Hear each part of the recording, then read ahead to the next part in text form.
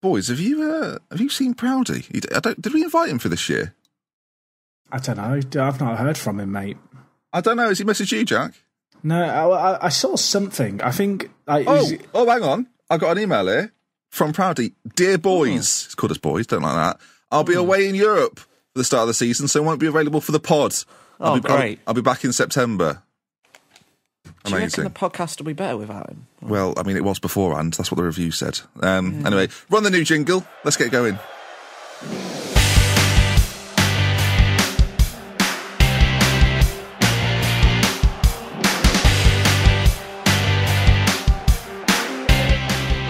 Don't forget, folks, we're doing fantasy football this year. There's a link in the YouTube description. Check it out. Get involved. Just beat me, Jack and Keno. It can't be that hard.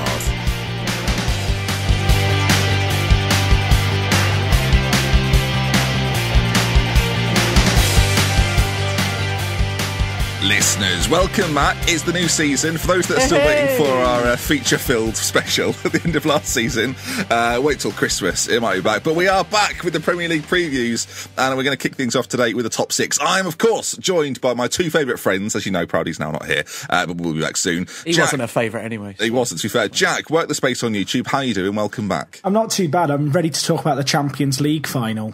You sound a little bit throaty, Jack. What's that all about? Well, football season kicked off in the Championship, and I was in with the Norwich Massive against Fulham. Video footage has emerged of Jack leading the Norwich Ultras. But I may have drank too much and shouted too much. And brilliant. I didn't know you could have a hangover without going to bed, but on the train home, I was feeling it yesterday. So he's ready. He's ready for 4 preview shows, folks. We'll say that much. Born ready. If you want to see Jack singing, what was it, about Zimmerman? Christoph Zimmerman, he's a hero. Have a look on our Twitter and you'll see him. Yeah, talk Norwich City, credit to you. And of course, you've heard his voice, he's back again. It's producer Keno, friend of the show, but now all-time host. John Terry's good, isn't he? Callum Keane's back. He's been enjoying the work of John Terry. Are you happy to be back on the podcast this year, Keno? I don't make it out like I'm come back as a guest. I've been here for 2 years now. Friend of the show. Well, now you're back though, and you're enjoying John Terry's work at the Villa, aren't you? So. It's almost embarrassing, like how much better he is than everyone else. Like, I mean, to be fair, with the defenders you've been witness to the last couple of seasons, he's going to be a step above anybody you've had. I dare say, you could step into the back line alongside John and do a job. And as mentioned, we are going to kick things off then with the Premier League preview shows, and the first of which is going to be the top 6. Now, for anybody that complains, we are doing it in order in which they finished last season, as well as doing the 3 new promoted sides in a show of their own. Can I get an ooh? Ooh, I can't actually woo.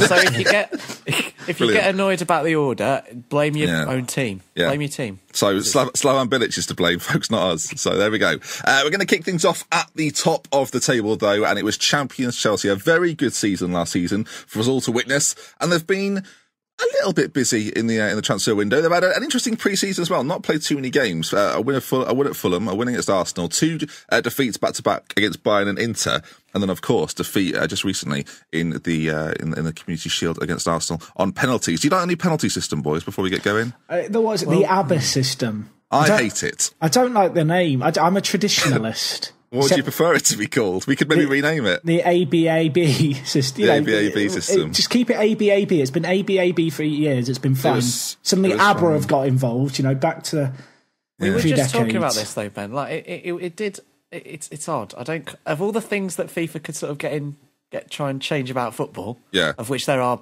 hundreds of things. Homophobia, racism, the people dying building stadiums in Qatar. Just 3 that you can sort out before you start messing with the penalty kicks. Lots of unknown bags of money. I mean, I am a little bit worried for Jonathan Pearce because I don't know if he's going to understand what's happening the first time he sees it. I look forward to the World Cup next year when he's no doubt doing sort of a quarter-final match, and all of a sudden it comes up. I will say, it did confuse me a little bit when Courtois missed it and then there was another miss straight after. Why? Okay, for anyone who didn't see the penalty shootout, Courtois took, was it the second penalty for Chelsea? Yeah, Cahill, then Courtois. Well, I think Chelsea are throwing it to give Arsenal a false sense of security for the season. I mean, I wouldn't put it past them. And going, well, it doesn't really matter, does it? Because it doesn't matter. You can't be suspended from it. You don't miss it if you're suspended in the league season. So, I mean, I quite like that. Do you know what? It raises good money for a good cause, but regardless of that, I mean, it's a bit of a waste of time. Anyway, regardless of that, let's talk about Chelsea then. And as mentioned, okay pre-season. They've only played 4 games, 5 if you include the Community Shield. They've not done that much in pre-season. Conte clearly doesn't feel he needs to, but they have made some signings, Jack. Shall we start talking about a few players that they've brought in, and then focus on some of the outs a little bit later on? Of course, one has gone to a divisional rival. But it's an interesting time at Chelsea. 4 big names, I would say. I'll say 4 big names. 3 big names in Willy Caballero have come in.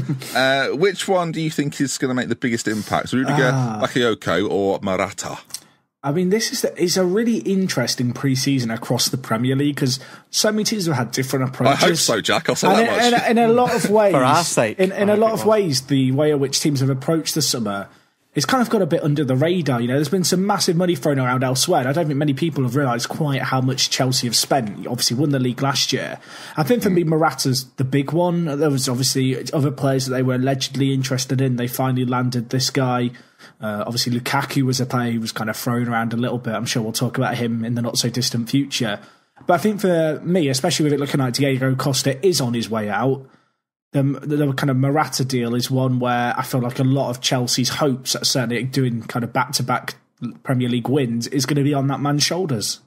Yeah, I'd agree with that. Kino, do you feel like Morata now has the weight of Chelsea on his shoulders with the new season coming around the corner? I guess he has to. I'm not sure whether he's necessarily prepared to do so straight away because... obviously he's an excellent player, and we were sort of talking about him the other day, Ben, is slightly more quite similar to Costa in the way he plays, so he won't really change the system too much, but he's just a bit more of a refined player. I think his game is fine, but I kind of don't worry, but I think it might take him a little while maybe to get used to being the main striker of a club as big as Chelsea, because although he's been at two massive clubs in Real Madrid and Juventus, he's never really been the out-and-out main striker for either of those two clubs, and he's got a decent goal record, but yeah, it's a different kind of responsibility, I think, when you are the main man from every game of the season when you're fit, which I think he will be this year, and it might take him a little while to get used to it. Actually, I think it sort of is indicative of Chelsea's pre-season as a whole, which I think has been a bit underwhelming, really, and I worry for them, I think, this season, if you look at the way that other teams have strengthened. I think it's been a little bit underwhelming if I was a Chelsea fan. I saw a really good stat, actually, which was that Chelsea, without Diego Costa last year, who was their top goal scorer with 20 goals, would have been 15 points worse off, which would have seen them, down with the line to Man City on 78 points. He really was a difference maker for them. And Morata, as you kind of alluded to, he's a player who's never really been that player that a club relies on for goals so far in his career. And certainly with the £70 million price tag, there is a degree of expectation, I guess. I think the comparison you made to Costa is interesting. It's almost as if, folks, that Diego Costa was brought up on the streets of Brazil and Morata was brought up on the streets of Spain. And there's this ruggedness to Costa, this aggressiveness that I don't think is quite in Morata's game, but I think movement-wise and finishing-wise, there's certainly a comparison to be made there. I don't think any of us are saying that Morata is the same aggressive nature as Diego Costa, but he's going to need that in the Premier League, and I think that is something that's a real strength of Costa's, is that he's got that sort of competitive spite and edge to his game that Morata maybe doesn't have and is going to have to get. It's arguably why he hasn't really cut it out Real Madrid in terms of sort of ousting someone like Benzema, who you would say kind of has that little bit of bite about his game, and Morata hasn't ever really ousted anyone in that regard. I think as well, obviously we're kind of making these predictions in the context of last year, and I think that season that Costa had last year, it was his third season at Chelsea, and so he's had a while to get used to that league, and while he was kind of already almost ready-made for the Premier League in the way that you just said he plays, he also has had that time to bed in, and also not such a good year the year before last, where the whole of Chelsea weren't that good, and he had to sort of battle through that season. Morata's coming in, having played in the Juventus team that's just walked the title in Italy again. He's obviously come from Real Madrid, and so he's not really had those kinds of challenges yet, and so it might take him a little while to bed in. I think he'll come good, but in the context of Chelsea's maybe title ambitions this year, I think with Morata starting up front may not be as instantly successful as if maybe they'd kept a fully fit Costa. Yeah, well, talking about... So we've kind of touched on the ins there, and I think we'll come to Bakayoko and Rudiger in a moment. But the outs for Chelsea, for me, are just as interesting as the ins. John Terry's now gone as well, Begovic, and Matic has gone... Yeah, you're loving Terry. And Matic has gone too. 3 players that are, I wouldn't say stalwarts of that Chelsea side, but big figures in the dressing room, I would imagine. And without those players, we saw when Petr Cech left and when Terry wasn't as prominent within the Chelsea's team, that they kind of fell off a little bit. And I'm worried for Chelsea in that regard that there might be a little bit of... If there's a sticky patch, basically, in the Chelsea ranks now, with some of the players they've brought in, they don't have that same level of experience that you get in from a Terry and maybe a Begovic. Although, like, these guys didn't play that often last season, you know that they would be able to rally a dressing room around and produce results out of nothing sometimes. And it arguably saw them win the league last year. Other interesting exits, Bertrand Traore's left, Atsu's gone. You've seen Nathan Ake get sold to Bournemouth. Cuadrado's now finally moved on to Juventus after a few loan spells. And Solanke's obviously gone to Liverpool. Not that they're going to miss him particularly, he didn't play that much, but he's looked good for Liverpool. I guess that's why I mention it. The big one, though, for me is Nathaniel Chalobah, who's been sold to Watford after 6 loan spells, 10 league games for Chelsea, and now it's 5 million he's gone for. Is that indicative of the Chelsea way of doing things, it feels like? It's a really... we're kind of used to this huge amount of sort of turnover at Chelsea, both in loans and and permanent deals. But I think this year is almost more confusing than normal. So if you look at some of the players that they have let go, I think Ake, they've got a lot of money for him there, and I think that's a really good deal. Yeah. Because of... although...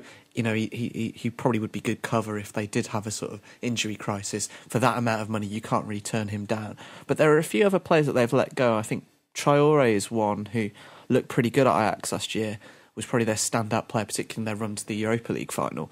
For 8 million, they've let him go to Lyon.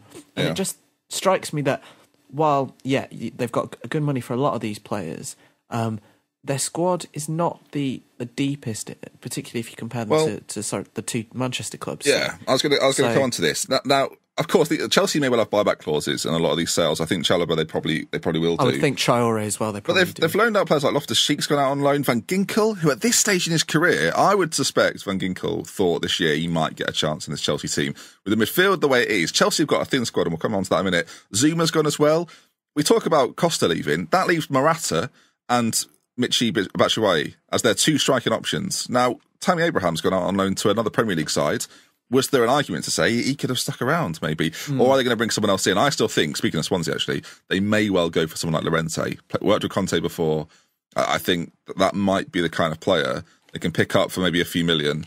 Probably won't mind not starting every game. And he's at a point in his career now where he's not going to be that upset starting maybe in a lot of the cup games, coming off the bench for someone like Morata if it's not quite working out. Different system. You've still got Pedro Hazard working and buzzing around him. But does the lack of depth worry you, Jack, with Chelsea? Is that something you think might cost them this year? Perhaps in the striker area. I think that could be a degree, considering you mentioned the fact they might go in for Llorente. I think there was rumours they might want another option to go kind of with Alonso at left back. Obviously, they brought in Rudiger, who is a kind of player who can play both centre back and full back. But not necessarily on the left side though. They are at the back. I think they're short. Just to quickly go through it for those that aren't fully averse with it. They've got Azpilicueta, who can probably play across the back 3 and in both wing-back positions. So he's perfect for what they need. And they've got Moses who'll probably play on the right, Alonso that'll play on the left, then Cahill, Luiz and Rudiger as their 3 centre-backs. And then they've got Andreas Christensen, who we might see something of. So far he's played 3 games for Chelsea, so let's not expect too much. That's why I'm surprised someone like Zuma's gone out on loan and they've not brought anybody else in. Well, he was injured for a very long time, wasn't he? And I guess similarly to perhaps Loftus-Cheek, they feel like he needs first-team football week in, week out. I think for Chelsea, actually, interesting thing is going to be how they approach the Champions League this year. They've won the Premier League now 2 out of the last 3 seasons. Obviously, there was that 1 year where they were way off the pace, but I feel like for Conte, he has been brought in for Champions League success. And I do feel like there is a risk with Chelsea that due to their squad size, which, as you mentioned, it isn't the biggest, certainly, there is a chance, if they really go for the Champions League, they could get a little bit caught out when it comes to the Premier League fixtures in and around that campaign in Europe. I think that's a really good point, and I was saying to this to you, Ben, the other day, actually, where there are a number of factors with Chelsea that sort of point towards maybe not being quite as successful as they were last year. I still expect them to be, if we were kind of predicting, to be up there. But Conte has not historically been that successful in the Champions League. With Juve, it was kind of, while he had a fantastic squad and he really built that team, laid the foundations for where they are now, he never actually achieved to the heights that they have done in the Champions League under Allegri. I think after the last time that he went out in the Champions League with Juventus, he was really sort of down after it. And if they try and focus on that competition this year, as you'd kind of expect Abramovich to really push for, because Champions League success, I think, to him is really the holy grail. Yeah. If Conte tries to put all his eggs in that basket and try and sort of banish that sort of the idea that he doesn't perform well in that competition, it's almost a voodoo over Conte that he doesn't do well in the Champions League, but he can do it at league level. And I think if he tries really hard to try and get rid of that, they may suffer in terms of their league form. And you factor in the squad depth and their kind of less than amazing pre-season, all these kinds of things conspire to saying that will impact on their Premier League form, I think. Yeah, I think Chelsea have got some really good footballers. You look at Kante, you look at Hazard, you take Willian as well. Morata's a really good signing too. If any of these guys are getting injured, Hazard's out for the start of the season. Well, yeah, and if David Luiz or Gary Cahill pick up an injury, all of a sudden Chelsea are not going to be playing that 3 at the back system with what they've got at their disposal. They're going to have to switch it up, and that's what we saw so successfully with Conte last year. Was Chelsea play this 3 at the back system and play it very, very well. So I do wonder. I mean, we're not recording at the end of the transfer window. There's still plenty of time left, and I do wonder if we'll see Chelsea act within that. Because I think, frankly, they have to. I think maybe up to 3 more players need to come in every single area. 1 more midfielder, 1 more defender, and another striker. A couple of days ago, actually, just to conclude on this, I think in the press conferences before the Community Shield, Conte said in an interview that this season would be his hardest as a manager. And I think that's pretty much spot on if you kind of think about all the challenges that you'll have to overcome this year. Last year was a bit of a free season and they ended up winning the league, so we'll see, won't we? Let's move on then to Spurs, who have had, I mean, without doing anything, really, I've had a fascinating pre-season. And I don't really mean in the games that they've played. They beat Leyton Orient, Juve and Paris Saint-Germain, lost to Roma and Manchester City, and are setting themselves up for an interesting time of it. Of course, the only real thing that Spurs have done when it comes to the transfer window, folks, is they have let Kyle Walker go to Manchester City, and that without being. To be fair, Kino, they've loaned out Onuma to Villa, and aside from that, they've done essentially nothing. I mean, Fazio's gone and G's gone as well, but that's really it. Jack, with the move to Wembley, I thought we would have seen a lot more from Spurs. I think it's a really odd predicament, because I actually think in some ways they've done the best business in the Premier League in terms of they've not lost anyone, with the exception of Walker, who I think it was kind of got incredible money for. It was already decided kind of that he was going to go. He is now the world's most expensive fullback. Madness. But there is a big but. I don't know if you've seen the news. Trippier got injured during Spurs' game against Juventus, and this does raise the question of, is it a little bit naive? Obviously, Trippier, very good right back. You know, clearly Pochettino has faith in him to do a job ahead of Walker, and well, they were both kind of taking it in turns in the tail end of last season. But I think you look across Tottenham's side, and whilst you'd say they've done great business in terms of not losing anyone, when you compare the money that other teams are spending, you know, in excess of £100 million, I'd guess it's been one of the biggest kind of sums for net spend by Premier League teams in quite some time, probably ever. And I just wonder if that's a little bit naive. I feel like for a team like Arsenal, they are not going to be focusing on the Europa League this year. I think Wenger's already come out and said the Premier League and getting top 4 is our absolute priority this season. Has he said that? I mean, we'll come on to Arsenal later on. He has said that this week. Wow. It was interesting what he said about the Europa League was that because he said he's always been against the kind of the idea that you qualify for the Champions League by winning it, you know, the way that United maybe did last year, because it kind of messes up the league a little bit. And in that kind of interview, he made it out as though they'll go for okay. We'll come on to Arsenal later. Sorry, Spurs fans. But so I think for Spurs, it's going to be a really tricky season this year, and I assume they have money to spend. You know, they should have at least £50 million from Walker. The fact they've not brought in any additional depth anywhere is a little bit dubious, in my opinion. I guess you look at Spurs, the core of their team is very, very good, and it's a core of players who have been together for a few years now, and as you said, they are young. And I guess the hope is they can grow into it. I think it's worth considering that last year, the points total they got would have won 11 previous Premier League seasons, and it was the record number of points for a team who didn't win the league. So clearly Pochettino's looking at that. I guess my worry is some of the teams who didn't really perform last year, the likes of United, for example, have spent, in excess of £150 million, whereas Spurs have sold their starting right back. Yeah, I think the interesting thing with Spurs is there isn't really a really obvious spot in which they need improving. And that is probably the issue with Pochettino, is that who am I going to bring in? And in that case, then who do I drop? Now, I think at right back, as good as Trippier is, I don't think anyone... there might be one or two Spurs fans, but there aren't too many Spurs fans, I would predict, that think he's better than Walker or was better than Walker. So I think that's an area which, especially after his injury, we're surely going to see some sort of activity. There isn't anyone else in that team, apart from maybe Carter Vickers, we might see something from this season. I don't know if Carter Vickers is going to sort of take on that Trippier role of being the backup player, will play more in Europe, will get game time. He's 19. I mean, it'd be a bold move from Pochettino to decide to do that.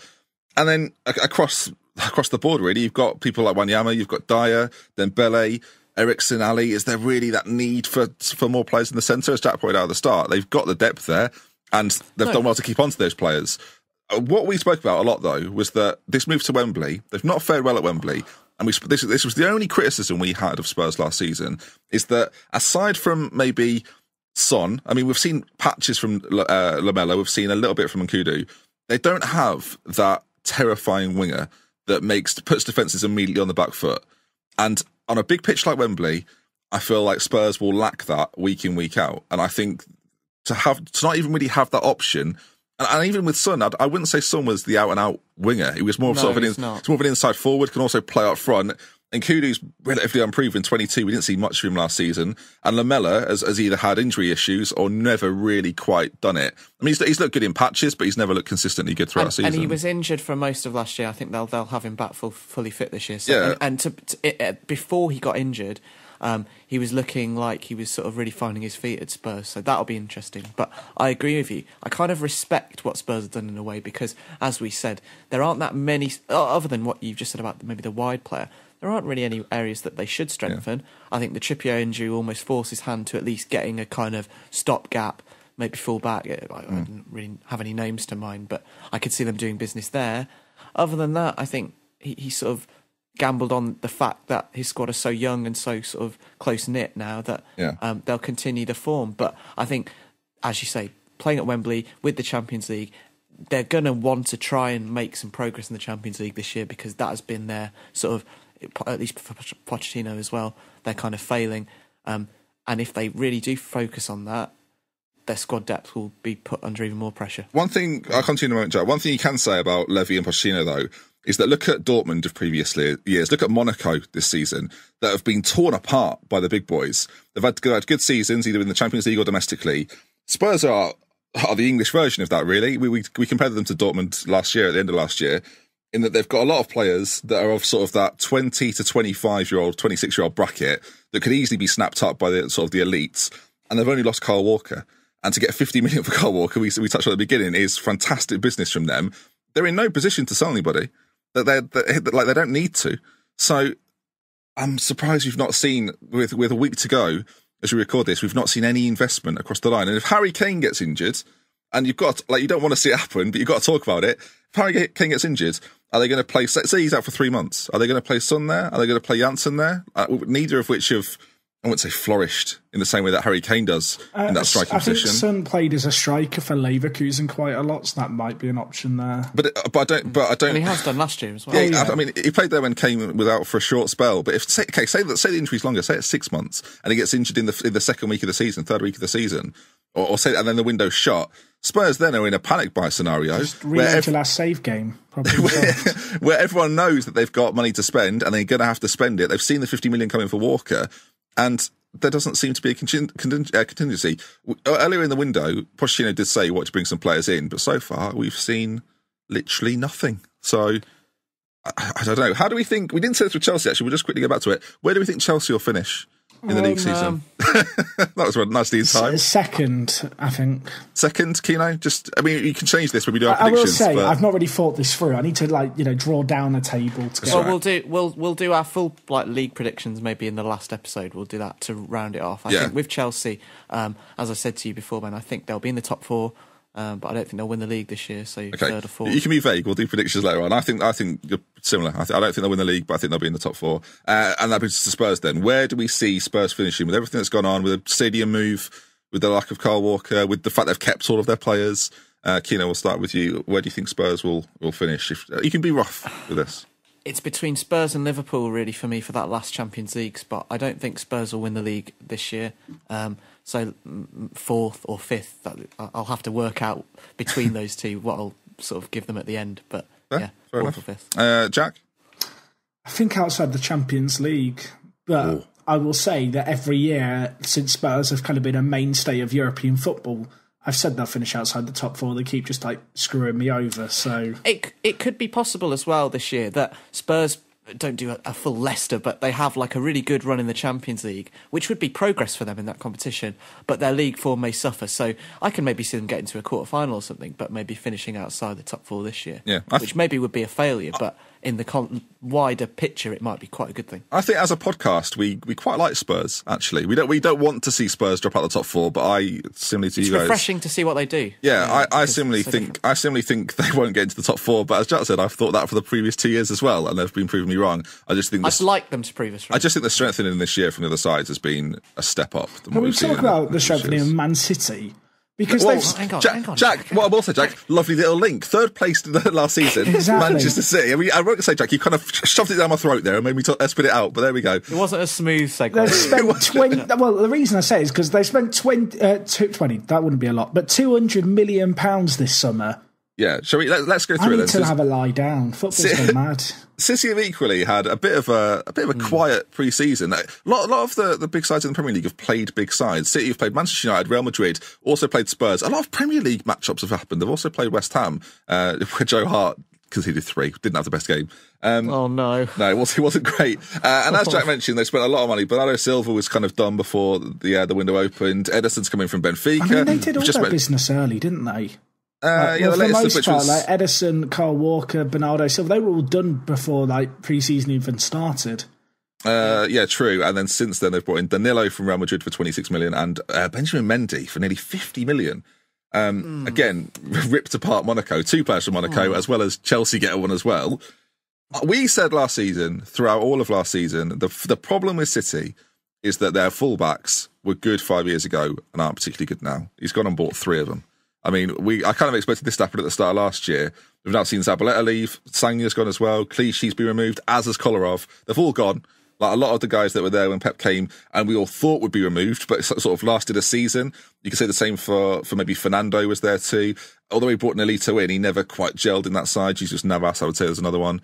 And we've seen now that Pep there's no excuses anymore for Guardiola, in my opinion. He's got a team very much in his image. And where do we sit there? Who do you think the best of the signings is, Jack? We'll start with you. I think the Walker one's smart in terms of it actually weakens, one of their main rivals for top 4. I'm really interested actually in Bernardo Silva, a player who I think was very much, showing his class at Monaco. And I'm really curious to see how he adapts to kind of Premier League. It's kind of interesting with City because they spent so much on those kind of quite flavoursome attacking midfielders, and I do wonder if he is perhaps the long-term solution in many ways to David Silva, who of course is now entering the twilight years of his career. Flavoursome was a lovely description. I love that adjective. Yeah, I love that. That's really good. You're quite flavoursome, Jack, if you don't mind me saying so. Thank you very much. Sorry, go on. So you're impressed with that one? I agree, though, on Silva. Yeah, I agree. I think he is the long-term replacement for his namesake, actually, as sort of the middle of that 3 behind the one striker, if that's what he's going to play. Well, it's a bit obvious, but City have got I'll describe them as a bevy of attacking options now. They've got Bernardo Silva, they've got De Bruyne. This is quite Nasri's still there. I don't think he was. He played in pre-season. Based on what Pep said, I don't think Nasri's particularly high on his playing list. David Silva, of course, is still there as well. Then you've got players like Sané and Raheem Sterling. They were linked with Sanchez too. I don't think that'll be happening now. But there's a lot to pick from for Guardiola, almost too much to pick from at this point in time. Of course, Iheanacho went. Are we surprised that Iheanacho's left, by the way? I'm shocked by it. I know they've brought Gabriel Jesus in, but I'm still a bit shocked. I'm not, because I don't think he kind of fits kind of Pep's philosophy for what a kind of spearhead of the attack needs to do. He is very much a kind of traditional poacher. He's about, if you get to the ball to feet, he's going to have a snapshot in the box. He never wants to play backwards. I agree with that. And because Aguero's still there as well, I think they have 2 guys who can definitely play that number 9 role. And if let's say both of those were out injured, Guardiola would have no problem playing someone like Bernardo Silva or De Bruyne as a kind of false 9 in the middle of those 3. I'd go with that. It'd still be pretty potent. Interesting though, 25 million for Iheanacho, who's looked good kind of looked good when he's played, but good money for him doesn't play that much. I was going to say, do we think in the way the market is at the moment, do you think Leicester have got a bit of a bargain, or they've slightly overpaid? I'm interested to see what you both think. I think it's about right. I was going to say, I think it's right for them. I think it's also right for City in terms of there's a 50 million buyback. And I think if he does turn out to be this absolute world beater, as far as City are concerned, 25 million kind of loss is not going to be that big a deal if he turns out to be a 25-goal season Premier League kind of striker in 2 years' time. That's fair. The big name we've not really spoken about too much, who they've brought in, is Ederson from Benfica. Of course, Benfica won the league last year. We've seen United take one of the defenders. That, to me, is the crunch, isn't it? Obviously, there's the massive drama last year with Hart leaving, with Bravo coming in, and Bravo not really looking that good. And now they've gone in for another goalkeeper, and this has got to be the one that works. Like, otherwise there's a problem at City. City have had that problem for like the last decade, where they've just been throwing money at central defenders, just in general. I found a stat. I was trying to find a more up-to-date stat when I was doing my research. I'll be honest, I'm talking about goalkeepers, but it's all right. No, I mean their defence as a whole, I feel like, has always been this big problem they've thrown money at. So I think in 2015 they had spent £135 million on centre-backs in like 7 years. Well, it's obviously way more than that now. And if you throw fullbacks and goalkeepers into the equation, it's ludicrous. And as you said, it almost has to be the one that works at this point. I feel like they've been desperate for that kind of goalkeeping option they can really put trust in. Bravo kind of came in and didn't really do it. Joe Hart was given a chance 2 years ago. But Joe Hart was the consistent pick for years, and then Pep came in and decided, I need to change it. I think there's a reason why they have spent so much money and got sort of relatively sort of meagre results, as you say, in that kind of back five, in those five positions. I think that's because of the type of player that they sort of feel like they should be buying as a kind of wannabe European super club, Champions League sort of mainstay. Yeah. If you look at the people they brought in now, like Ederson, obviously from Benfica, Danilo and Mendy, those three in particular, I think, and you can look in the past as well, players like Mangala, they feel like they need to be buying those sort of cultured players, and particularly now with Guardiola there, paying a lot of money for players that almost kind of fit a sort of Barcelona-esque philosophy, if you know what I mean. Obviously, they have Bergerstein there, who's sort of picking those players. And they've been spending a lot of money on those kinds of defenders. And whether they're suited to the Premier League, I think it still remains to be seen a little bit. Because if you were trying to highlight something, obviously City have been pretty good for the last decade. If you're looking at an area where they haven't been that great, it's defensively, other than Vincent Kompany and maybe Joe Hart and Zabaleta, who are not those kinds of players at all. And so, as you say, Ben, when you're kind of trying to assess how good maybe the value and whether these signings that they made this year will succeed, I think they've got the manager who can maybe get that system to work now, I think, in Guardiola. I'd go with that. And so, obviously, he's bought Ederson with a view to have him playing out from the back, as is players like Mendy, who, as an attacking fullback, was probably the best in Europe last year, or maybe at least one of them. And his delivery is superb. Just on that, do we think? I'm just thinking about it now, and I thought about it halfway through last season, but I thought, well, you've bought him, so you're probably going to have to play him for a couple of years. Do we think Claudio Bravo was planning, rather than the idea of, he's going to be our keeper for 3 years? Because I think he's on a 3-year deal. Was it just, we'll bring him in for a year, we'll get our team used to playing with a keeper of this mould, very different from Joe Hart, I think we'd all agree. And then they've brought in Ederson, who can play in the Bravo mould, in that sort of sweeper-keeper mould. Do we think it was sort of a £60 million piece of planning from Guardiola to say, look, this is the way we're going to play, and it's going to start with our goalkeeper? They're now bringing in someone who's 23 and if everything goes correctly, will be the keeper for 10 years. So do we think that was part of it, or do we think, I think Bravo's... it was low risk. Well, what I'm saying is, though, do we think it was Bravo's form that forced the change, or was this always part of the plan? I think it was low risk, because if Bravo had turned out to be a huge success, you could have kept him they've got a relatively cheap keeper who's played internationally, played for Barcelona, a lot of experience. As it has happened, they've signed this, as you say, keeper who, look, if things go well, will be the prospective number one for a long time. They've also got, in Bravo, who's still there, they've let go of Caballero, obviously, so Bravo is sort of the experienced hand to kind of help him out as well. So I think it's quite a good setup now that they've got. So, the Bravo signing seems quite low risk in hindsight. Yeah. Anything else you want to say, Jack? I just want to say on the Ederson transfer, I know he's had a very good pre-season, but he's not actually played that much first-team football at a high level. He went to Benfica 2 years ago for £1 million. He played the season before last. He only played, I think, about 10 games in the league. This last year, he missed a little bit, I think, through injury. Played just shy of 30 games.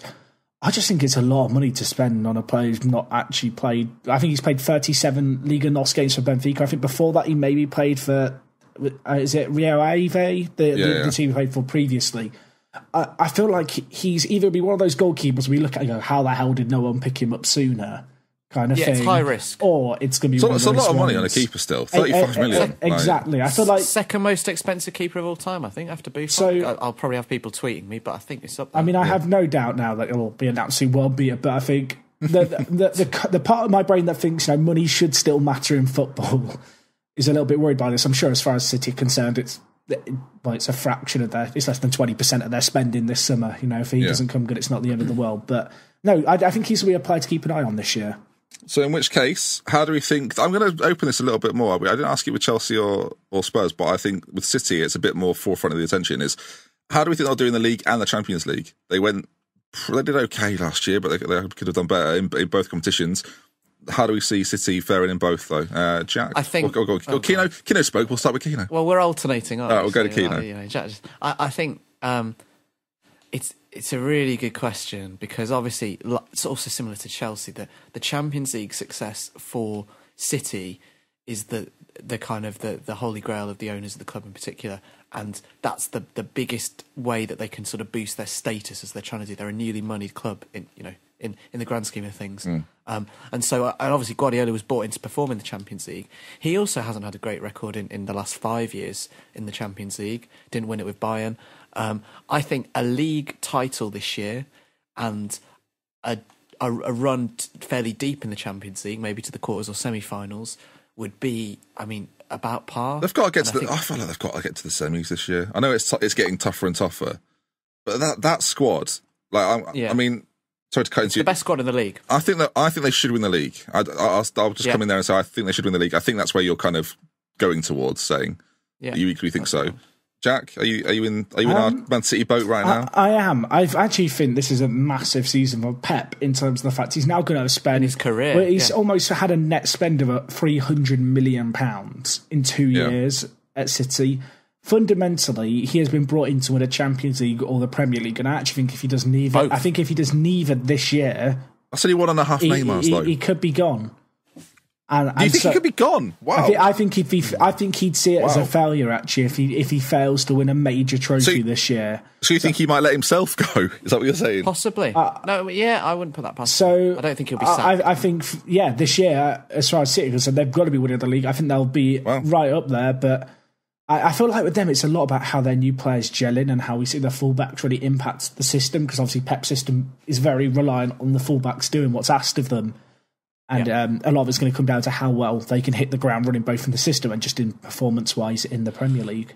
To follow on from that, just quickly, I don't think Guardiola will be sat. I think he'll have 3 years minimum. I think he'll get another year, even if they don't win the league this year. But it's a really big year for Pep in the context of his career, I think, because obviously he revolutionised Barcelona, and that was where he made his name. Incredible record there. Bayern Munich, he won the league every year he was there. Never cracked the Champions League with them, and even though they had arguably one of the best squads in Europe at the time, and they'd just come off winning the treble. And so you can maybe say he was a bit underwhelming at Bayern. I think a lot of Bayern fans would probably say the same, even though he had them playing some incredible football. And I think most reasonable people gave this first year that he's just had in the Premier League as a kind of adaptation year. And so kind of, he had that year almost free. There's still that aura about him within English media, I think. They still got a bit of a pass. And then if it doesn't happen this year, then I think the English media are known for sticking it in. We've seen it with Mourinho. We've seen it with Wenger for the past however long. Ferguson never really got it, but we've certainly seen it with these top managers in the past. Mancini got it, I would say. They all of a sudden start to question everything. And if Pep's methods start to get questioned, I could see that infuriating him for a while, and that might be the sort of thing that makes him think, well, you know what, I don't really need this. I'll go to Qatar, ready for the World Cup. Right, any more thoughts on City before we move on? Good. No. Right, then, let's go to fourth place. And Jack will enjoy this while it's still there.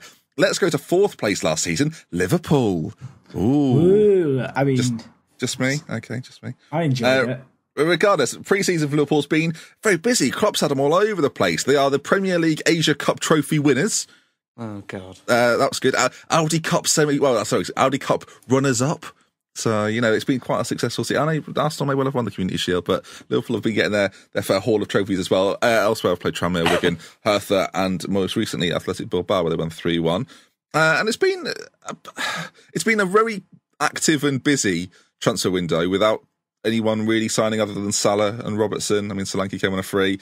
The real story for Liverpool is what's not happened, Jack. Would you say? Yeah, I mean, it's dead, isn't it? Yeah, I mean, accepting it as Liverpool fans, it's over. I don't really want to talk about it. I think it's over for now. I think next summer we'll chat about it again. This is Naby Keita. Yes. Naby Keita from Red Bull Leipzig. I think it's over for now, but we will be back next year. I think the issue is Liverpool, now with Lallana out for a few months, I think the trigger is pulled on the fact that a centre mid has to be signed this summer now. Who? Don't you hate that question? Who? I hate the question who, because I don't have the answers, but then again, I don't have like a team of scouts who should have a list of names of like possible targets. We will have a list of names. You hope they do, don't you? So they're not doing their jobs.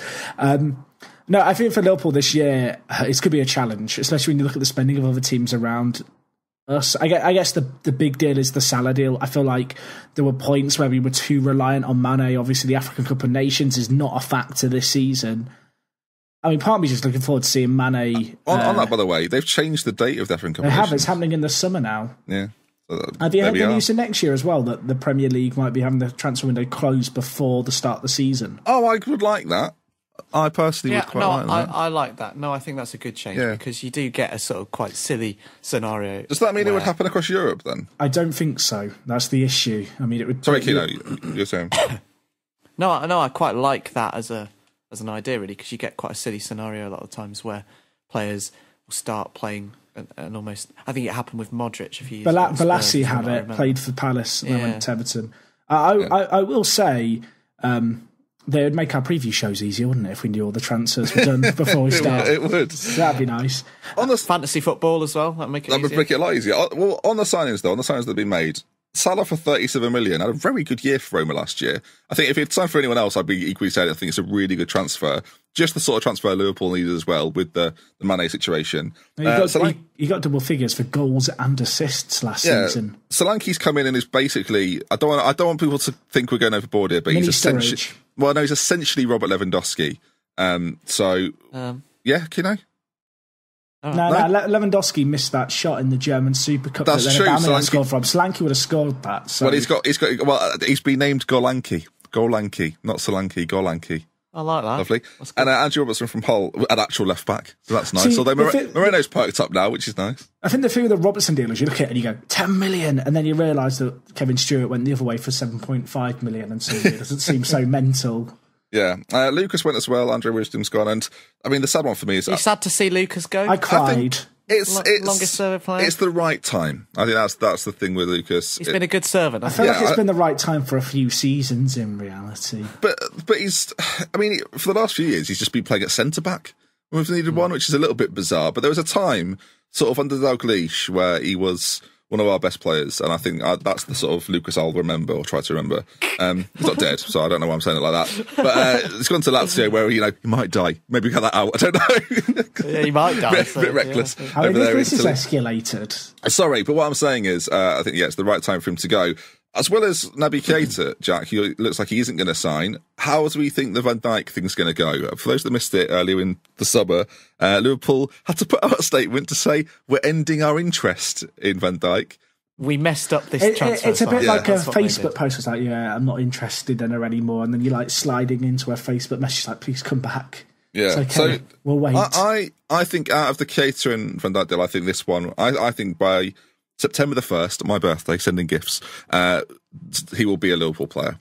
Well, the difference, I think, is that Van Dijk hasn't played any pre-season for Southampton. He's not training with the first team. He's properly throwing his toys out the pram. And bizarrely, I'm fine with it. I'm fine with the footballer doing it when it's in regards to Liverpool. I think, well, because this is the first show we've done since all the sort of transfer sagas have been going this summer.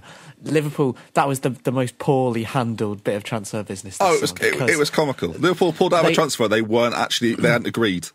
No, and they sort of went, it's not how a bidding war works, because they went straight in with like their maximum 65 million offer for Van Dijk, almost to try and scare the other teams off, and then no one else bid for him. So they were like stuck with this bid, which is that's crazy what I do high. on eBay. But in fairness, that's what you should do. In fairness, his price might go down now because there's not been any more interest. Exactly, so and if he wants to go, then they'll which would have made that 65 million look even more stupid if it had gone. Yeah, when we offer 50 now, they're going to go, hang on a minute, why has his value gone down? But then we can say, well, he wants to leave now. So yeah.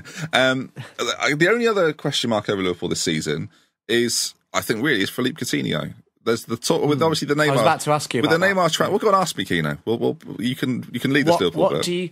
I think with the signings you've made, I think you've got quite a fearsome forward line. But what do you think will happen to the main man in the centre of it all, Coutinho? I've been quite vocal on. I'll let you have yours as well, PG. I think with Coutinho, every Liverpool fan loves him. There's not a Liverpool fan that doesn't enjoy him in the team, and I think there are certain sections of the Premier League that underrate him. There are certain sections of Liverpool fans that overrate him. But all in all, he's our best player, I think. When he's playing as well as he can, he's our best player. That said, he's not irreplaceable. And if Barcelona come along with 100 million, I think 100 million is probably, with the way the transfers have gone this summer, with what we've seen, 100 million, there's not a Liverpool fan out there that will go, just reject that out of hand. Every Liverpool fan will go on then. I think I'd be more like 200.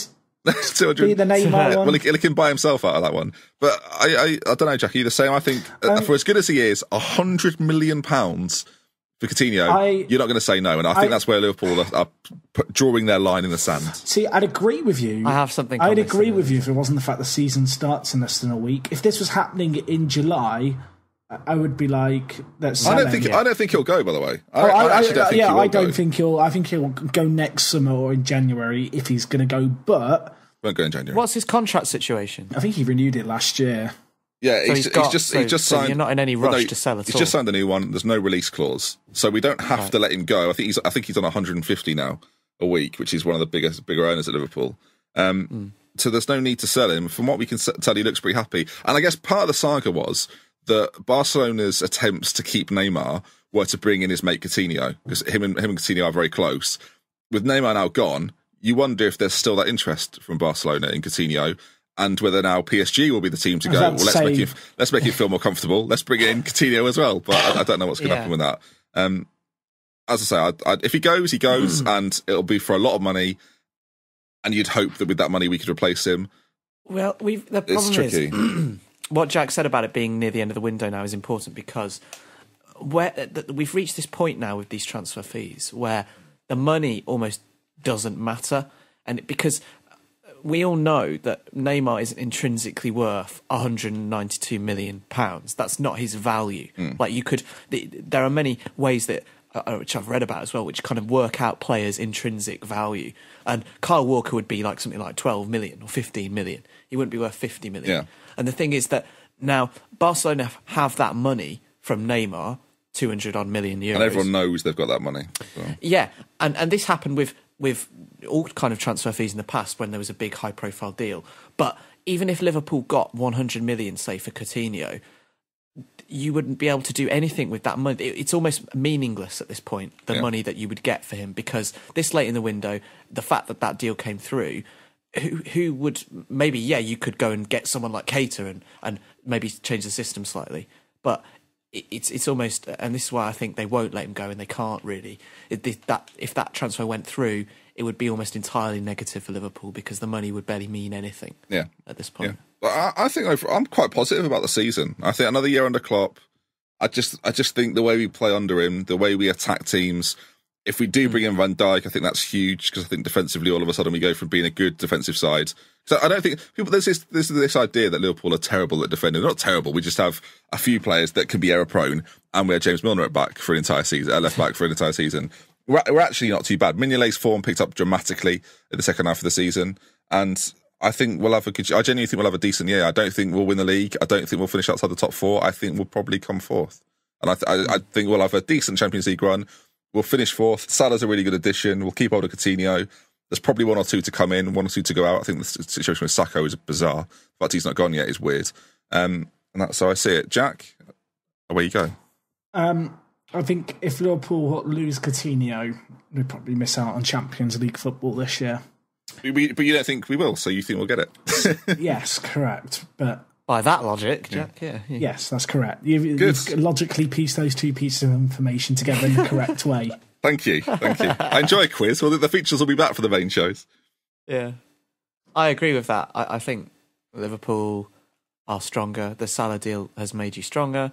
The players have been playing under Klopp for an extra year. You'd now actually, as you say, have a proper left back. I think that's quite an interesting one, really. It's quite a low profile deal. But Robertson has been playing at Hull, which is a very different style and kind of atmosphere to being at Liverpool, and it'll be interesting to see how he adapts. I feel like those transfers they're never sort of middling. If you sign a player like that who's just been relegated, it could go really well, or he just might not adapt to the pressure that you're constantly under. We're probably not going to lose money on him for 8 million, which I think is always quite a nice way to look at it. And Alberto Moreno has seen an actual left back come in and gone, right, I better start being a footballer again. And actually, and in pre-season, it's looked like relatively decent, so we'll see. And then with the classic thing, Solanke's very interesting as well, long term. Our striking situation generally is quite interesting. Sturridge we don't know what will happen with Sturridge this season. He might play 10 games, he might play 30. No one really knows. We can all suspect it'll be 10. Firmino's a good option as well. Danny Ings is now back, and Solanke is kind of the question mark. How will that end up going? For me, in terms of attacking talent, this is more of a general point in the league. I think City and Liverpool, as a kind of from a spectator point of view, are the most interesting teams to kind of look at in an attacking sense, because Liverpool are very capable of playing that sort of strikerless formation with obviously now Salah, Mane, Coutinho and Firmino in the front four. Firmino, I know, sorry. It's all right. Every commentator does it. It's after you say Coutinho, you're in like the kind of the mode of Ronaldinho, saying it, just start naming them. But in the same way as sort of City can do that, I think those two are really interesting to see how they'll kind of play in a forward way going this season. Yeah, good. Shall we move on to the two sides that finished outside of the top four, but we'll certainly be making a case to do so this time around? We'll start with Community Shield winners Arsenal.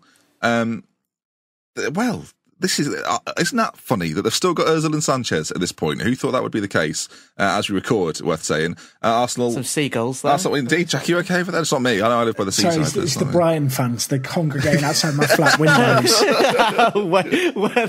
That was one of your better Good, Jack, good. Arsenal had a couple of games in Australia, then played Chelsea, Bayern Munich, Benfica, Sevilla, and of course beat Chelsea on penalties in the Community Shield. And transfer-wise, they've done a little bit. They've brought in a Kolasinac from Schalke. That was already decided before the window opened. That look at that. I like that. And Alexandre Lacazette has joined as well. The only real out of note is Szczesny has now gone to Juventus after a little spell at Roma. Has now gone to Juve for 10 million. Do you see? He was very, very emotional, Szczesny, when he left. Did anyone see that press conference? Nope. Shed a little tear at the Juve press conference. There was actually an Arsenal departure I was more emotional about. Go on. Yaya Sanogo. Going on free transfer to Toulouse. Football Manager Hall of Famer. Yeah, what could have been? Are you going to be okay with it, though? All right, to continue this for the season? I mean, I opened up Football Manager 2007 on my PC, and I went on his profile and just started stroking my screen, thinking, what happened to you? You were meant to be the one. Does that every night, not always with Football Manager, folks. So let's move on. I'm stroking Sanogo, what can I say? Generally, though, of course, the talk has been all summer that Sanchez will go somewhere, whether it be Bayern Munich, PSG, Manchester City. We've got a bet on that, haven't we? Yeah, I think he'll go, and you don't think he will. It's a £10 bet, so I mean, there's money to be won. There is a £10 bet going on. I don't think it's happening now. You don't think he'll go? No. Where is he at the moment? Does anyone know? Didn't play in the Community Shield. He was in the dugout in a nice pair of sunglasses. Yeah, having a nice day out at Wembley, was he? Yeah. Eyeing up such a move to Chelsea, I thought. Actually. I mean, by that logic, Coutinho's on his way out because he didn't play at the weekend in the friendly. But he had an actual injury to speak of. So. Although I think if it was any other club in this situation, this close to the start of the season, they've managed to almost hold on as long as they can to their star player. You'd say normally it's Arsenal, though. Yeah, as we've just said about Coutinho. So many times. Yeah, with Coutinho, I think he stayed because they almost, other than the Van Dijk thing, Liverpool are fairly competent in the transfer market. Yeah. Arsenal may just let him go and then just be stuck. So it's still possible, I guess. I think they could let him go and be fine, honestly. I think with the Lacazette transfer, it now allows them to a little bit more freedom. They've got... It's a huge loss to lose. Arguably their best, for my money, their best player, easily their best player. Probably one of the top 5 players in the league. I think they would be a massive. But when you say that, okay, you said he's a top 5 player in the league. He should be in the Champions League. I don't care where he is There's got to be a team out there that are looking for an attacking player. Barcelona, for me, I know he left there under a little bit of a cloud because he wanted to be the main man. But Barcelona... Forced out by Neymar, of course. Well, funny that, isn't it? Now, all of a sudden, they're looking for a South American to join that's not either Uruguayan or Argentinian. Sanchez to go back for sort of, I don't know, 30 million, 40 million because of his whole transfer his contract situation, I think makes sense in that regard. Whether he'll move or not, I don't know. I will say from a personal standpoint, from a Liverpool perspective, I'd love him to go. From a football fan perspective, I'd love him to stay. I think he's one of the best players in the league, and I'd be gutted if he went. How do you view the Lacazette transfer, though, Jack? Is that the transfer that should have happened a few years ago? I was about to say, I can't believe it's actually happened. I thought it was just going to, he's going to retire and then he'll join Arsenal as a coaching staff member. It feels like the transfer that's like been one day away from happening for the last 3 years. I think some people argue it's too late. It's almost a reactionary thing where Arsenal have gone, right, this year, having missed out on top 4, we have to do it, and he's the man we've wanted for a while. I mean, obviously, there's been murmurs that Giroud might go to Everton, might be, on his way out. He's impressed me, actually, in pre-season a few times where I've seen him play. But it's similar, I guess, in a lot of ways to the Morata deal. In fact, perhaps even more so if Sanchez goes out. So it's going to be even more pressure on Lacazette to really be the difference maker for Arsenal this year, particularly for the £50+ million price tag. Do you think Arsenal will do more, Jack? Do you think Arsenal will sign someone else? I think Arsenal fans will be hoping they have done. I think the Lacazette deal was done fairly early on in the summer, and I think they would have wanted that to be almost the beginning, and especially with you seeing the likes of City and United spending over £100 million comfortably, and Chelsea as well. Arsenal, obviously they're a team looking to break into that top 4. I think part of them will be thinking, all these other teams around us are spending this much, where's the money being spent for us? I feel like they're fortunate, I guess, in the sense they've not really lost too much in the way of players. Obviously, you mentioned Szczesny's gone out, but with the exception of that, really, it's the same team that played last year. And I think last year they were a little unfortunate. It was certainly wasn't the worst showing by a team who finished 5th in the Premier League. In fact, last year, in terms of the top teams, was a bit of an outlier in terms of the points total. So I think they need to spend more, to be honest, if they want to get top 4, but I think Lacazette could just be a massive difference maker and get 20+ goals this season, and that's something that, Arsenal have very much relied on Sanchez kind of playing that makeshift striker winger role to be kind of the producer of. I thought it was interesting today, obviously we've just watched the Community Shield, it was quite interesting to see how he played, because I haven't seen much of Lacazette in pre-season for Arsenal. To see him play, obviously, against Chelsea, who've just won the league, will be in the top 4, I think, next year. It was very interesting to see how he played in that kind of environment. And there was flashes of brilliance, really. There was the one chance he had where he hit the post, where he started the move in the Arsenal half and sort of swept forward with Bellerin and Oxlade-Chamberlain, and then hit the post. And that was probably his brightest point of the game. He looked pretty lively. But this is the key point, I think. Arsenal weren't able to continually kind of create chances for him and get him on the ball. I think he was near the bottom of the list of touches, particularly in the first half. He was nowhere to be seen. And I didn't see that at the end of the game. Worth noting there was no Ozil or Sanchez. Well, this is a good point. But they're not going to have both. I mean, maybe if Sanchez goes, Ozil is, inconsistent at times. They might not always have them to supply him, and they weren't able to really consistently supply him in this game against a good team in Chelsea. And so the quality's obviously there. He's a good player. I think he'll adapt quite well to the Premier League because of the way he plays, quite explosive in that sense. But whether he'll be able to, and this is more of a problem with the rest of the team rather than him, whether he'll be able to score the goals in the big games, in those games that Arsenal have obviously struggled in so much over the last sort of 5 or 10 years, whether he'll be able to be the difference maker in those matches, I think, is the question mark over him. I think he'll be more than good enough to bang in a lot of goals against, the other 15 teams in the league. But whether he can do it against the rest of the top 6 is the big question for me. I feel like that's the question of most top strikers, and we'll see out of Lacazette whether he can do it or not. The thing for me with Arsenal generally, I think if they keep Sanchez, that gives them 4th over Liverpool for me. I genuinely think if they keep Alexis Sanchez, Ozil's there as well, Lacazette, with the defence the way it is, I think Klassenek's a really good introduction as well. then there's no... really like the look of him. And if Wenger's not taking the Europa League seriously, which I think is a bit foolish, because I think they're probably the best team in it, then if they've got those players, if they've got Lacazette, if they've got Ozil, if they've got Alexis, I think they get into the top 4. But as I say, I'm kind of basing it off the fact that I don't think he'll be there from the end of the summer window. Where do we see Arsenal then, Jack? You think Sanchez will stay? So where do you see him finish him? I really wish I'd planned out my top 4 here, because I feel like I'm just going to say every team could finish in the top 4, because I think it's... They could, Jack. That's football, mate. Every team can win the league, as Klopp said. I think Arsenal are going to have a good year this year. I think they'll get more points than they did last year. What's a good year for Arsenal, though? More points than last year. But if that still means 6th position... 5th. Is that... Well, okay, if that means 5th position, is that still a good season? No. But I don't want to say they'll finish top 4, but I'll say they'll get more points than last year. All right, well, your predictions can wait until we actually do them. I need to... You've put me on the spot here. I wasn't emotionally prepared for this burden. Right. I don't think Arsenal will make the top 4 again this year. Do you think Sanchez will stay? I think Sanchez will stay. Do you? And you still don't think they'll make the top 4? No, because I don't think... I mean, they've had him last year and they still didn't make the top 4. It's good logic. I like what you sort of said about the kind of comparison to Liverpool. I think they will be their main rivals for that final 4th spot. I just think that Klopp is a better manager and Liverpool have a better overall squad than Arsenal. Aston Villa fan, Callum Keane, that was, everyone. Not biased before we Liverpool get any fans, Jack or Ben. I just think that we will see the same... I don't think Wenger has changed as a manager in 3 months. That's fair enough. The same problems will rear their head at some point this season for Arsenal. And the way, as we've said a number of times in this cast already, the way that the other teams have strengthened is that next level. Yeah. And I just don't think they'll be able to keep up with it. They probably will do better than they did last year because their squad is better. They've got Lacazette, but I don't think it'll be enough. We shall see.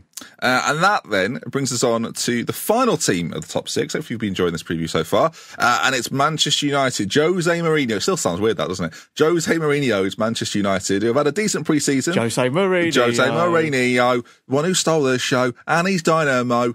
I mean, it's an obscure reference. Always welcome back at the bridge, Jose. Whoa. It's an obscure reference. Jose Mourinho, you're special. Lovely. Love that. I mean, again, you tweet out on the ForTheFans account, so you know what's just happened, because you will be very confused if you don't know the reference. It's an amazing video. They've had a decent pre-season, to be fair. Beat LA Galaxy 5-2. Real Salt Lake beat City, beat Real Madrid, lost to Barcelona, but beat Valerenga and Sampdoria. And, of course, we've got the Super Cup coming up on the 8th of August. This week, Tuesday. Yeah, this may well be out. That may well have happened by the time this comes out. I'm not entirely sure, but we'll see what Jack. We'll see what Jack does. We're not planned. This was meant to be half an hour long. We're an hour in, so anything could happen. It's better this way. It could be next week. It might be next Tuesday. We don't know. I don't know. We might have the feature special come out before this. You never know. It might be. But Manchester United, let's talk about them in some serious manner for a moment. Lindelof has gone... Sorry, it's not Lindelof, it's Lindelof. My apologies. I saw it, I read it, it was wrong. Lukaku has also joined. They love it on my channel, believe me. Nemanja Matic has also signed. Zlatan has been released. A little bit of talk that he might stay. Januzaj's gone. Josh Harrop's left. Devastated about that one. And Wayne Rooney has gone back to Everton, which is one of the bigger moves of the summer, I guess. It's probably my favourite move. We'll talk about it more when we talk about Everton in our preview for them. But Lindelof, Lukaku, Matic, irritatingly competent for Manchester United this summer. Yeah. I think Mourinho's played this perfectly. Doesn't put the buyback in when he sells Lukaku whilst he's at Chelsea. Means that he can get him at United, and Chelsea don't want to pay as much as he wants to pay us. Genius. What a long-term strategy by Jose. That is so like... I wouldn't be surprised if the media did do that, because you know what they're like? Oh, what a tactical master plan from Mourinho. Did he mean to do this? Did he always have his eyes on the Man United? You know what would happen, They would ask Mourinho and he would just smile. He wouldn't say anything, he'd just go, yeah. They just go mental. Furiously scribbling in their notepads at that time as well. Like that. United summer... when asked if Lukaku was long-term plan. United summer, as you say, annoyingly competent. They've made the right additions in the right areas of the pitch. Do we think then that they've gone from a team... This is just as mental as well. Jose Mourinho's Manchester United finished 6th last season. Yes, they won 2 trophies and they should be applauded for that, but we all agreed it was an on-par season. Champions League qualification. It was a poor league season. It was obviously a Champions League 25 games unbeaten though, Ben. I mean, yeah, and they were. I mean, something to be proud of, Jack. 12 draws in that sequence of results. Regardless, though, an on-par season with some really nice highlights with winning trophies, but regardless of that, Jose Mourinho has not sat down at the end of that season and gone, job done. He's thought, blimey, this for Jose Mourinho, and he will have said that out loud. For Jose Mourinho, that is an average season, in my opinion, and work has had to be done. Which do we think then, out of those three that he's signed so far, at least, is the best transfer? You'd have to say Lukaku on the surface, because that was the area last season where they struggled. Zlatan got goals. Objection. Well, yeah, but it wasn't so much taking those chances, which Ibrahimovic did. It was the manner in which they were sort of creating and scoring goals. They were so slow in the transition. Lukaku, I think, brings the power of Ibrahimovic, but also gives them an element of pace on the counter, which they definitely didn't have. And he has all that finishing sort of skill as Zlatan did too. So I think it's a direct upgrade in that department and the place that they needed it most. I would say Matic would be close second, very close. How do we? I'll be honest, I've not followed United's pre-season massively. Jack, how do you think? Well, firstly, who do you think their best signing is? But how do you think they'll line up? You think Matic is their best signing? Yes. And I'll let you explain that first. So last year, obviously, the United scored a fair few goals. I know it's been quite well documented, actually, that Ibra squandered a lot of chances, and I'm sure that pressure is going to be on Lukaku to take those chances. But I think in reality, the results in terms of how it's going to change how United can afford to play with Matic in the midfield is huge, in terms of the fact I imagine they're going to line up with three centre mids with Herrera, Matic and Pogba. Pogba showed last year just fundamental issues with playing as, alongside Fellaini as kind of a duo in the midfield, and obviously he's used to playing as a three-man midfield. He did so at Juve. It gives him more permission to go forward. And I think this year is going to be the year where United fans really see the Pogba they were expecting to see last year, but fundamentally there just weren't the players around him in the centre of midfield to kind of unleash him. Yeah. No, I mean, as I say, I think Matic, they are both excellent signings, and I think, when you spell out that midfield on paper, maybe with Mkhitaryan as well, if you wanted to play two in the middle, he could do that. It's arguably the strongest midfield sort of core in the league. And it will be fascinating to see how Jordan Henderson just turned off. No, you said that. Well, no, I'll go with you on that. I do think you're right, though. I think they all complement each other very well. I think that's the big thing about that midfield. The balance in that midfield is I think Matic wasn't suited to the Conte two midfield. One sits, one goes, and they keep swapping over. But now you've got it the way it is. I think you would allow Matic now just to sit there in front of that back line, control it, protect it, and you give the freedom to your creative players. I think we'll see. I don't want to say it too loudly, but I think if Pogba's not Player of the Year, I'll be shocked.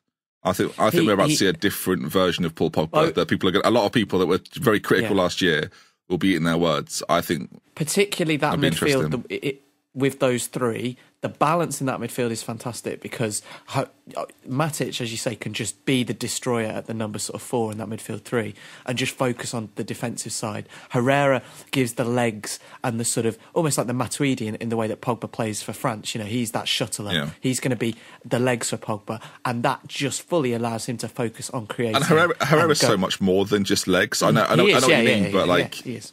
That's what makes him. He can play as well. It makes him such a good player that we're saying that Ander Herrera is going to be their sort of box-to-box creative player, but has got a real brain for that as well. And I think that's going to be important, especially in that final third, where you've got to say, and I'm being a little bit hypocritical, I wouldn't categorise Rashford or Martial or Lukaku as thinkers of the game at this point in their careers. None of them. No. So I think you're going to need players like that, and I think Mkhitaryan will certainly offer that. I'd be interested to see how much we see of him. Similarly with Juan Mata, I wonder how much we'll see him as well. I think a little bit less. I think because of the options they've now got and the youth of relative youth of people like Mkhitaryan and Martial in particular. I'm fascinated to see how United line up next season. I think anything you could say about the Lindelof transfer is the exact same situation as what you could say about City signing Ederson. Everything you could say about that transfer, you could probably equally say about the Ederson transfer. That it's a bit of a risk, a bit of a gamble, Jack. No, I agree. I think actually I'm really looking forward to seeing United play this year. We saw very much of an emergence of the back three last year, and I think United are going to be a team that kind of break the mould in that regard, in terms of they're going to perhaps go more down the route of kind of a 4-3-3, which was obviously big 10 years ago. It's almost going to be a classic Chelsea Mourinho 4-3-3. Do you think so? In pre-season, they've played wing backs and played a 3. That surprises me. I would like to see them. I think to facilitate their talent out wide, because I think the issue is with wing backs. I don't want to see the likes of Martial and Rashford forced to play as wing backs at the same time. They're not going to play in the middle. So I don't know. As I said, I feel like their team is suited to play in a 4-3-3. I'd be a little bit disappointed if they play with wing backs. I think they'll win a short. Maybe that's testament to United's kind of squad, the fact they are being able to interchange between these systems, and I think on paper, whichever way they line up, they are going to be relatively strong. We described last season as Jose Mourinho as a counter-puncher. I think this year he's got a knockout blow. He has to. Well, I think he's got a knockout blow this year. He can't set up anymore with let's play counter to... Well, he can't play counter to the team. He's got too much quality now across the board that he needs to be taking it to the teams, and I think for the sake of the Premier League, I hope we see it. I want to see a fully sort of fiery Manchester United, because I think it makes the league a lot more interesting as people that do a Premier League podcast, folks. Anything else to say on United before we move on? I mean, are we prediction for United? I think second or first. I think top 3, probably second. Jack, third. Wow, third. Interesting. I'm sure that's subject to change. We'll include that. Next week I will change my mind. Interesting then. That is our top 6 roundup. Of course, we'll be doing a... I think, what is it? It's comprehensive. It is comprehensive. We'll be doing a round of about 7th to 11th or 12th, one of those. And interesting Everton show. Everton will be the main feature. Well, of course, we'll be doing a main show on the promoted teams as well, looking at the 3 teams that have come up, Newcastle, Brighton and Huddersfield. And of course, we'll be looking at the teams in that sort of maybe area. That's sort of, you got your Swanseas in there, you got your Crystal Palaces, your Watfords. The promoted ones will be the last show before the season starts. So we're kind of and the season starts on a Friday. Don't like it. Don't like it either.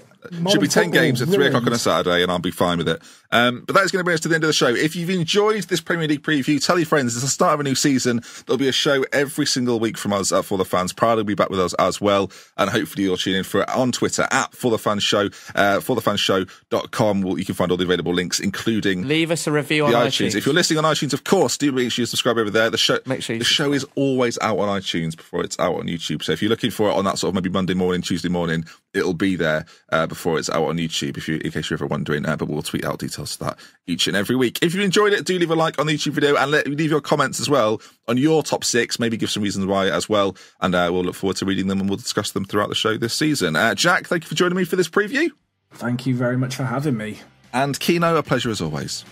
God, Jack sounds good. It is bad, I'm going to be honest. I didn't think it was going to get this bad. Got 3 more of these, Jack. 3 more of these. I know. We love care from us at For The Fans. We'll see you again very, very soon. Goodbye.